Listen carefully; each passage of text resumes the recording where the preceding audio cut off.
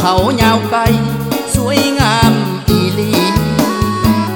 เที่ยวชมสวนสาเขียวงามเป็นตาหน้าเบิ่ง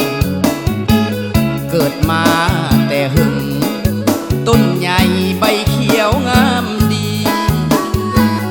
เกิดมาตั้งแต่ข้าวพ่อข้าวแม่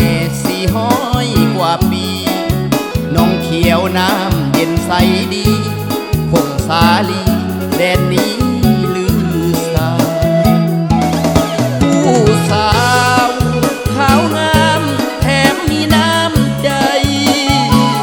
ยิ้มแย้มแจ่มใสต้อนรับแขกไปไทยมาพาสมพาเที่ยวดื่มเหล้าเขียวมวนซื่นเฮฮาทั้งอินทั้งยิ้มส่งมา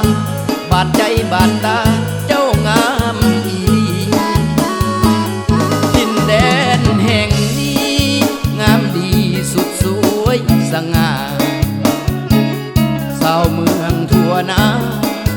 ยิ้มแย้มนิสัยก็ดีมีหลายชนเผ่าอยู่โฮมกันแขวงพงสาลี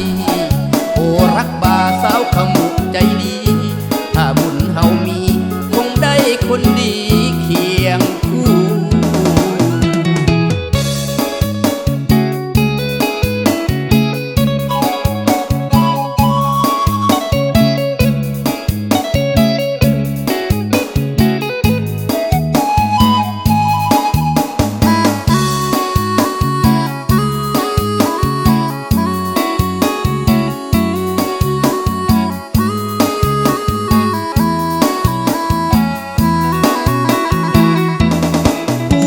สา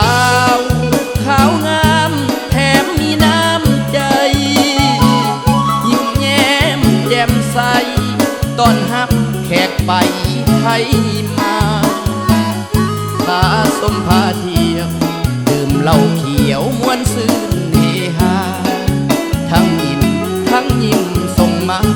บาดใจบาดตา